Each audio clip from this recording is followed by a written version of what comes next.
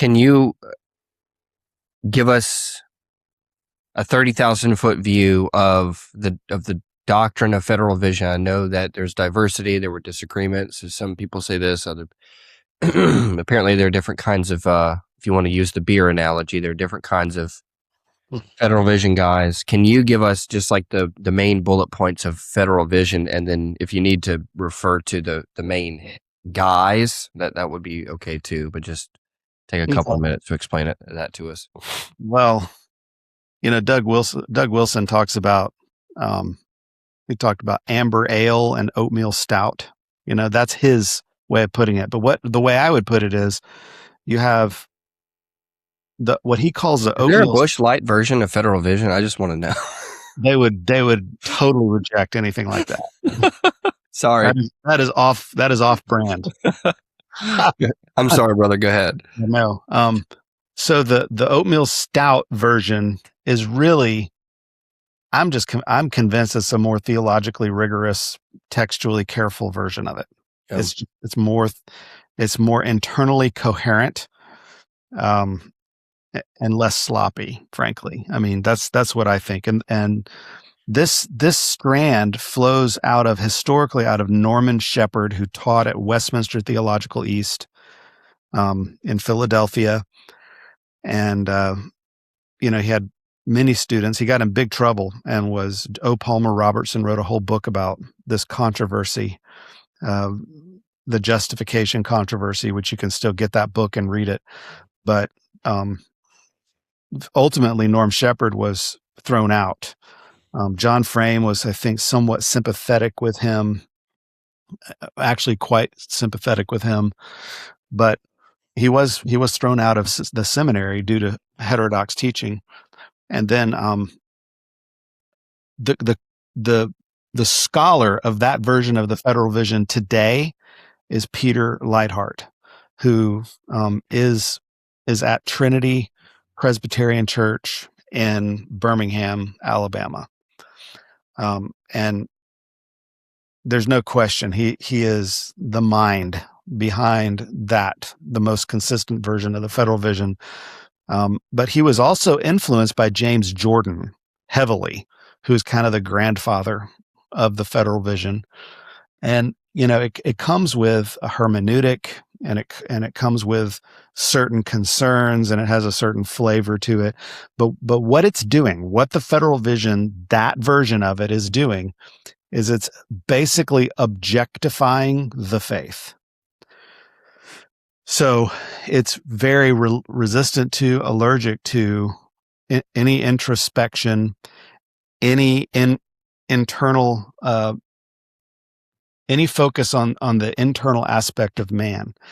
And so they're kind of they were reacting to hyper individualistic evangelicalism. They're reacting to problems with assurance that came from that, people trying to, I'm going to get baptized every week, because I just got saved this week again. They saw all that going on. And then just this, I'm going to live for Jesus in my closet, or by myself on the internet, all that hyper individualistic stuff. And so what they said was, this is really at the heart of their concern, is that if you are baptized and part of the covenant community, you are a Christian going to heaven. But you must remain part of that covenant community and covenantally faithful within that covenant community to go to heaven. So, what does that mean? Well, Peter Leithart would say that when you're baptized, God, as an infant, of course, these are infant baptizers, but they'll baptize you as an adult if you come to faith later, right? But as an infant, they'll baptize you. And two things happen in your baptism. He calls baptism a deliver verdict, or a deliverance verdict. And so what he means by that is that you are simultaneously transformed. There is a change that happens in you. He won't call it regeneration, because they don't actually have that category the way the classical reform do. That they will say that the Spirit begins operating on you personally, but he also at the same time declares you righteous. And so what's your assurance based on? Well, I was baptized. I know I'm a Christian because I'm baptized, but baptism really means also part of the church, the covenant community. And then you are formed as a Christian as you participate in the liturgies of the church. So as you take the sacrament of the Lord's Supper, as you worship, and they have a very formal, very high, it's not like Roman Catholic level high, but it's still a very formal liturgy of worship. And they believe that forms believers together. Mm-hmm. And that you therefore continue in your justification by faithfulness, which was initially only through baptism. So you're initially justified in your baptism, at which point you're a believer, and so the Spirit works faith in all the baptized and everyone who is baptized, and he declares you justified. But here's the thing to understand. Not all who are baptized are elect and going to heaven. So many people are baptized, members of the church and members of the covenant, who are non-elect. In fact, you and I, just sitting right here, the two of us, if we were Federal Vision, we could know for sure that we're Christians. If we were to die today, we're going to heaven. But we could not know for sure that we're elect. You really can't know that you're elect. So faithfulness.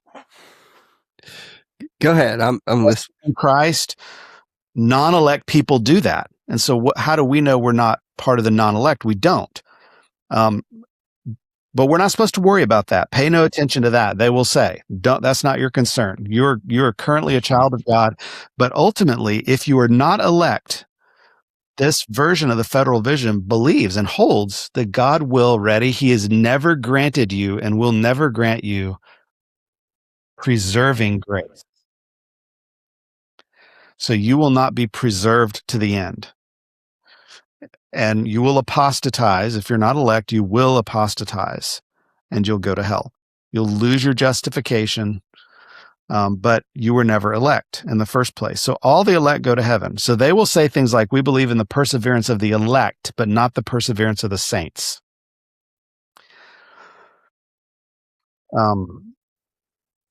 So that's basically, that's their view on these things. So they believe now on justification. How do we analyze them? So that's their big picture perspective, specifically on justification.